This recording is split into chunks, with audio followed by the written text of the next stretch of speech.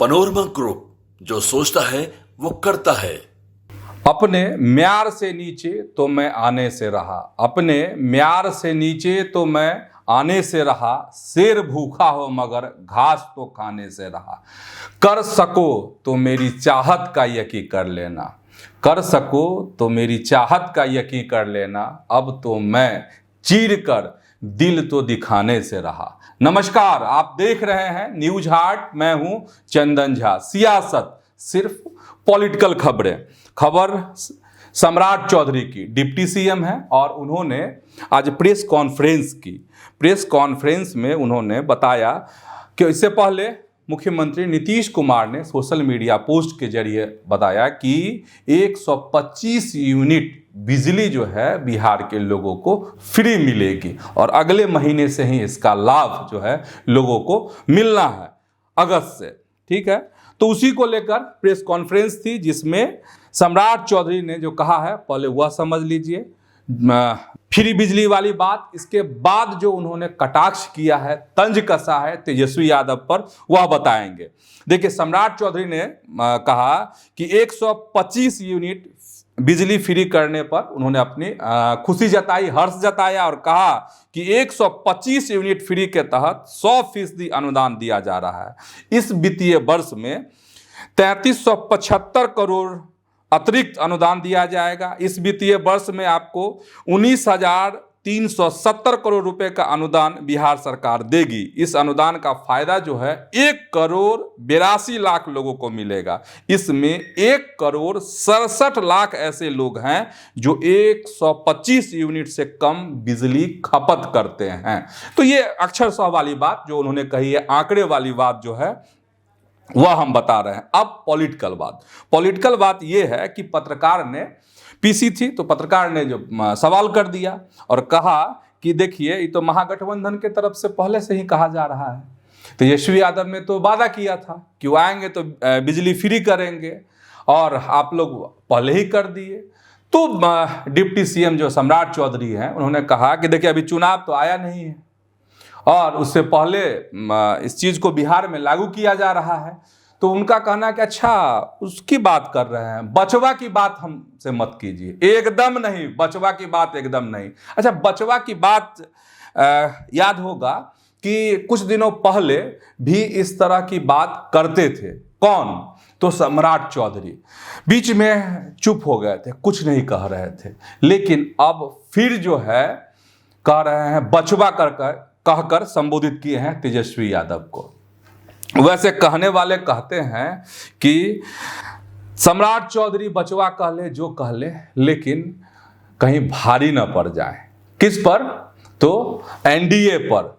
अब कहेंगे भारी कैसे पड़ जाएंगे, क्योंकि बात यह सही है, जिस तरीके से एक चाहे युवा आयोग की बात हो या फिर डोमिसाइल की बात हो या फिर आप कह लें कि महिलाओं को 2500 रुपये देने की बात हो, तो यह लगातार जो है महागठबंधन के तरफ से वादे किए जा रहे हैं। और उस वादे का देखिए कि कांग्रेस भी नकल की है। कौन सा? तो महिला को लेकर कांग्रेस, अच्छा, कुछ दिन पहले ही, अभी 1-2 रोज पहले ही अखबार में विज्ञापन भी आया महिला को ये करने के लिए कि हर महीने मिलेंगे सरकार बनने पे। तो खैर, तो सम्राट चौधरी तो ये कह रहे हैं कि बचवा है तेजस्वी यादव और बचवा की बात नहीं कीजिए। इसके बाद सम्राट चौधरी एक बात और कह रहे हैं कि देखिए, जो 5.5वें नंबर पे हो उसकी बात तो बिल्कुल नहीं कीजिए। तो 5.5वें नंबर पे याद है बीजेपी के नेता, खुद सम्राट चौधरी भी और भी कई नेता कहते थे 5.5वें नंबर का मतलब आप लोग भी चौंक रहे होंगे। वैसे पहले कह चुके हैं, मतलब लालू प्रसाद, राबड़ी देवी, मीसा भारती, रोहिणी आचार्य 4, 5वां में तेज प्रताप और 5.5वां नंबर तेजस्वी यादव। ऐसे करके आपको समझना पड़ेगा। ठीक, तो 5.5वां नंबर कहते, मैंने आधा नंबर दे रहे हैं किसको? तो तेजस्वी यादव को, सम्राट चौधरी। ठीक, तो इस तरीके से तंज उन्होंने कसा। जो बिजली फ्री मिलने वाली है वह बात तो बिहार के लोगों को बताई। अब बात यह है कि सही में बचवा कौन है। तो सही में बचवा तभी साबित होगा जब वोट पड़ेंगे और उसके नतीजे सामने आएंगे कि आखिर में बच्चा कौन है। क्योंकि हम इसलिए कह रहे हैं कि 2020 का जो चुनाव था, आपको देख रहे हैं, एनडीए के नेताओं को सीखना चाहिए कि उस समय में कैसे भारी पड़ गए थे तेजस्वी यादव। हालांकि बात यह भी है कि उस तरह के माहौल इस बार नहीं है। A to Z की बात जो है तेजस्वी यादव उस समय किया करते थे और हर समाज के जो युवा हैं, जो सपना दिखाया गया था कि पहली कलम से इतने लाख की नौकरी मिलेगी, ये करेंगे वो करेंगे, तो उससे हर समाज के लोग उनके करीब आए थे और सपना देखते हुए उनको वोट दिया था, महागठबंधन को वोट मिला था। तो ऐसी स्थिति इस बार नहीं है। लेकिन अब बचवा कौन साबित होता है, सम्राट चौधरी साबित होते हैं या फिर तेजस्वी यादव साबित होते हैं, यह तो चुनाव बाद पता चलेगा।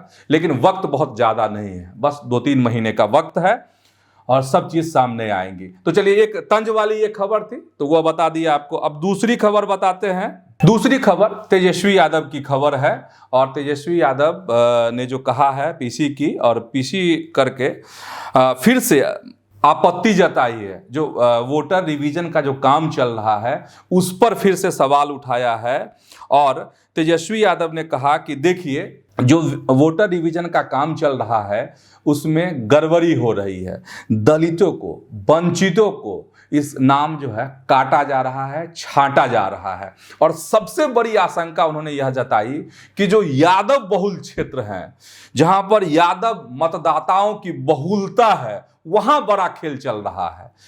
यह बात कही। एक और सवाल उन्होंने उठाया कि यह आंकड़ा कैसे आया कि 35 लाख मतदाताओं के नाम कट गए हैं जो पहले वोटर लिस्ट में थे। उन्होंने कहा, आशंका यहां पे है उनकी कि यह आंकड़ा किसी को कैसे मालूम हुआ, कैसे यह बात कही जा रही है।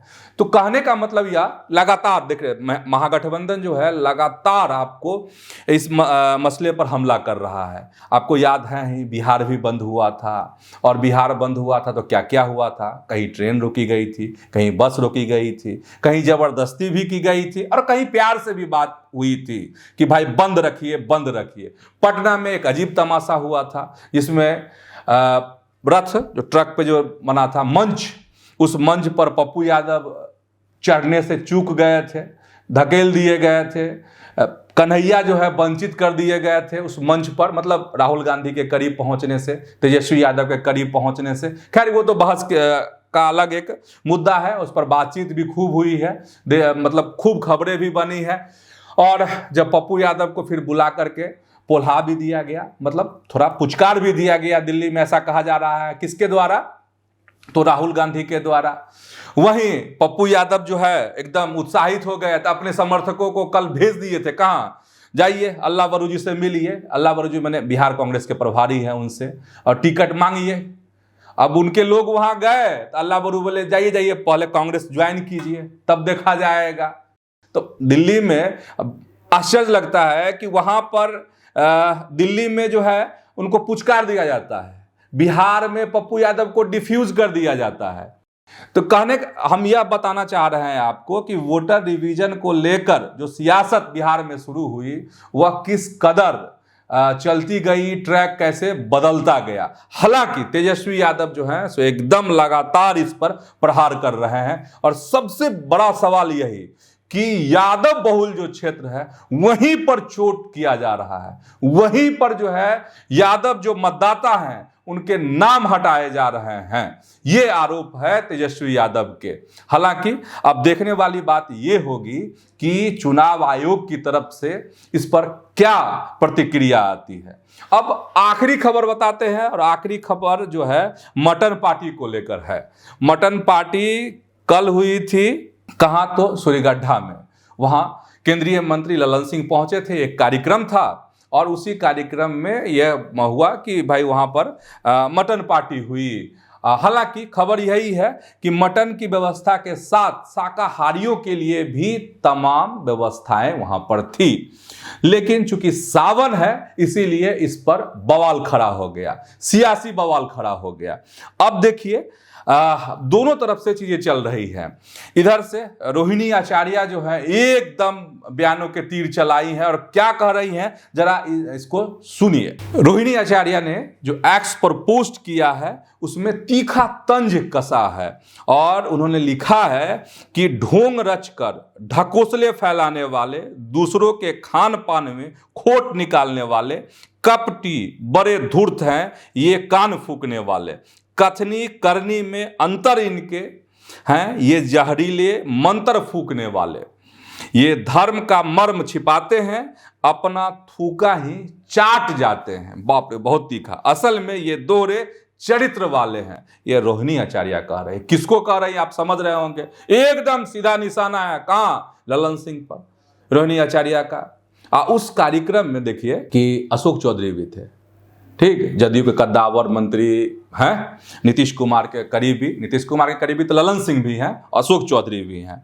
अशोक चौधरी ने जो अपनी बात कही है वह भी जान लीजिए। और अशोक चौधरी ने कहा पटना में कि क्या ललन जी मटन खा रहे थे। भाई ललन सिंह तो मटन नहीं ना खाए, वहां अब आयोजक व्यवस्था कर दिया और कुछ लोग का मन डोल गया तो अपना खा लिए, ललन सिंह तो मटन नहीं ना खाए। यह बात जो है अशोक चौधरी ने कही है। अब चलिए, मटन की बात चल ही रही है तो बात उस समय की जब 2022 में, यही सावन का महीना था, उसमें राहुल गांधी पहुंचे थे मीसा भारती के घर पर और वहां पर बिहारी मटन बनाना लालू यादव ने सिखाया था। किसको, तो राहुल गांधी को। और वही वीडियो राहुल गांधी ने अपने social media post, YouTube channel है उनका, उस पर पोस्ट किया था।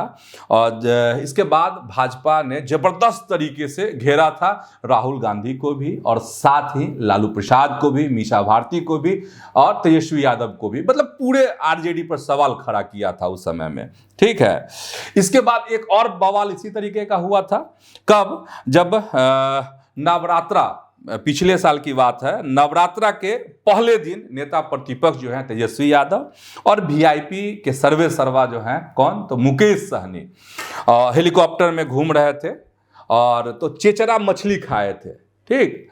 चेचरा मछली का अपना एक अलग स्वाद होता है, बहुत लजीज स्वाद, ठीक है। तो खा रहे थे, खाए दिखा दिए, वीडियो बना के लोग डाले थे, तो उस पर भी खूब बहस हुई थी कि देखिए नवरात्र का वक्त है और किस तरीके से ये लोग कर रहे हैं, जो भारतीय संस्कृति है, सभ्यता है, उसको उस पर चोट कर रहे हैं, ठीक है। तो और उस समय में आपको तेजस्वी यादव ने कहा था कि देखिए ये हम लोग लंच कर रहे हैं और एकदम भागम भाग का दौर है, चुनाव प्रचार का दौर है, यही 10-15 मिनट का वक्त होता है कि हम लोग इसमें अपना लंच वंच कर लेते हैं।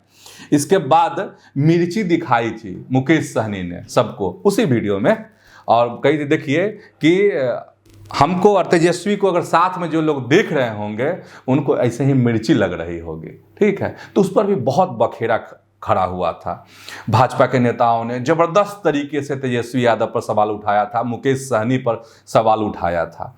तो वही है, सियासत है, सियासत हो गई ना। कहाँ, तो लोग कल से ही ललन सिंह को घेरने में लगे हैं कि देखिए सावन में यह चल रहा है मटन, ठीक। तो यही सवाल था। हालांकि एकदम तीखा तंज रोहिणी का और एकदम सॉफ्ट तरीके से बचा कर निकाल ले गए हैं कौन, अशोक चौधरी ललन सिंह को, कि वो थोड़ी ना खाए हैं। तो आज के सियासत में इतना ही। ऐसे ही आप न्यूज हाट के साथ जुड़े रहिए और खबरों से अपडेट रहिए। एक आग्रह भी कि यूट्यूब पर सब्सक्राइब कर लीजिए न्यूज हाट को, ठीक। और फेसबुक पर देखते हैं तो वहाँ पेज को लाइक कीजिए, फॉलो कीजिए। धन्यवाद, प्रणाम।